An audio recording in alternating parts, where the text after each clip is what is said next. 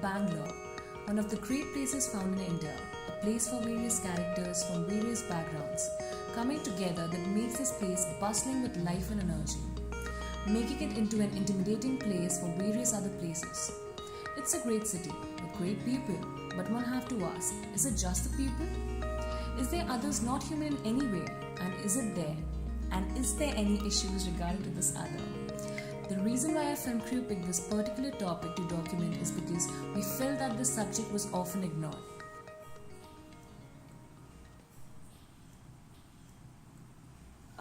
We have always been around dogs. So right from when I was young, we used to always take care of street dogs. So dogs have always been around us, and it was always like a part of our extended family. And a couple of years back, we had about 10 squirrels that we looked after, and that was like my first experience with something close to a pet. And then I got 2 dogs. One is a Cocker Spaniel and a Dachshund, and once they came, they changed my perception towards animals totally. They left an irreversible change in me, and that's when it's almost like having a little kid in the house. So you just seem to understand them more, and then when you look at every animal, it reminds you of your pet. And that's when I started, it went from sympathy to compassion, and that's when I started becoming compassionate about the animals around me as well.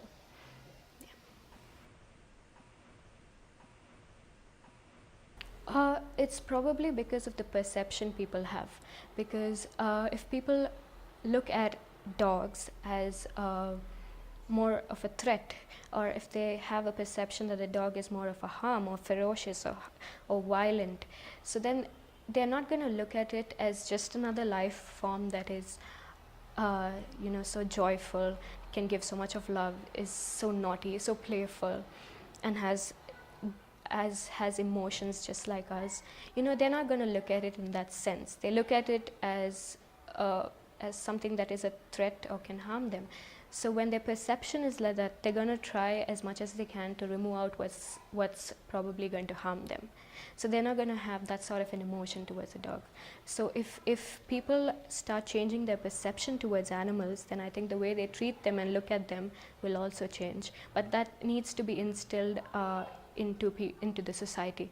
Because if people, right from when they were born, if they're just told this about dogs, that's going to sit in their mind, and that's never going to change. So I think that's the reason why people are so indifferent towards dogs, is because they never look at it the way they're supposed to look at it.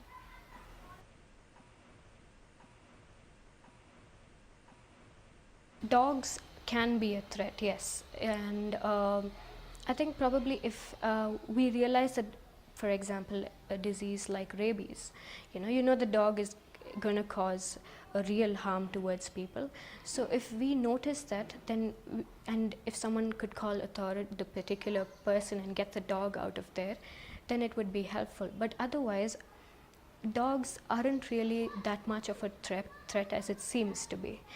I've, at least from what I have seen from me growing up with dogs, I've always had the dogs looking after us so well, literally. We sustain them, they sustain us as well. And so dogs aren't really a threat to life. There can be cases where the dog becomes ferocious, and as I told you.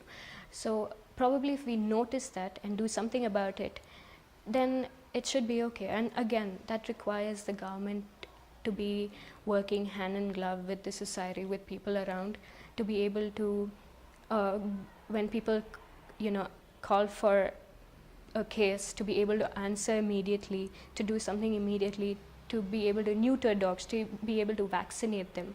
These are things the government should take care of, because they are responsible even for the lives of these animals around. So if these dogs can be cared of better, then I think they can coexist very peacefully with humans.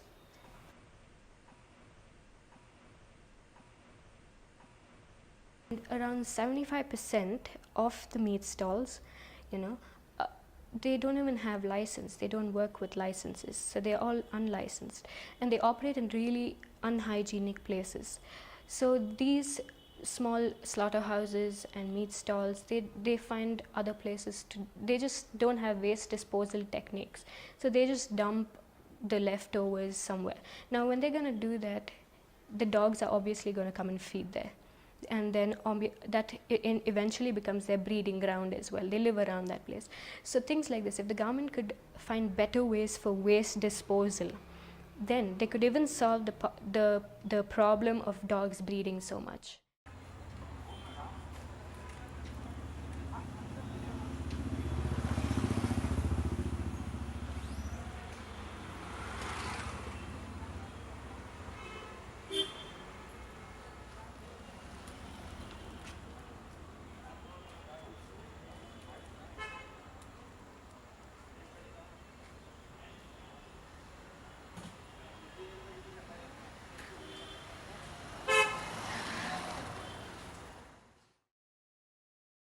Couple of things that I wanted to say was that I urge people to adopt indie dogs, because everyone now is, dogs have become more like a style status or a status symbol and stuff like that. So people aren't really looking at dogs the way they're supposed to be looking.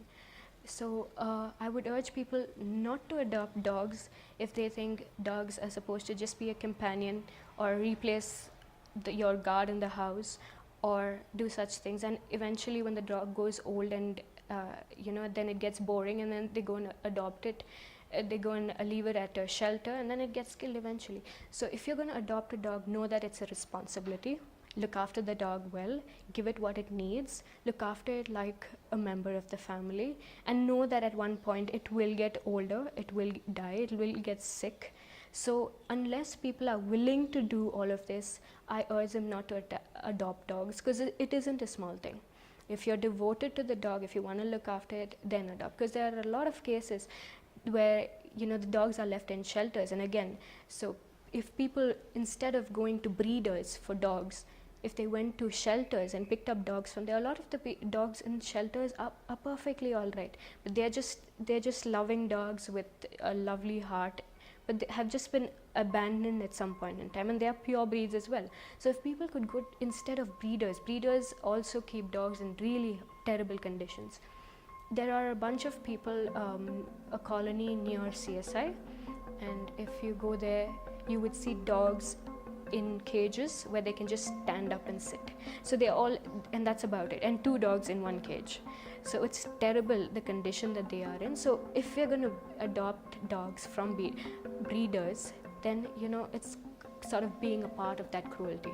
Instead, give a life to a dog that is in a shelter, that's perfectly all right, care for it. So these are the few little things that I would like people to do, and even adopt indie dogs instead of looking just for particular breeds. It's the same thing. Indie dog has still the same wonderful heart. So go ahead, adopt local dogs. I went ahead and I got 2 dogs, but at that point of time, I never knew about all these things. But eventually, after I started working with animals, I would like to urge people to do this, to come out and do these things. This could really make a big change in the society.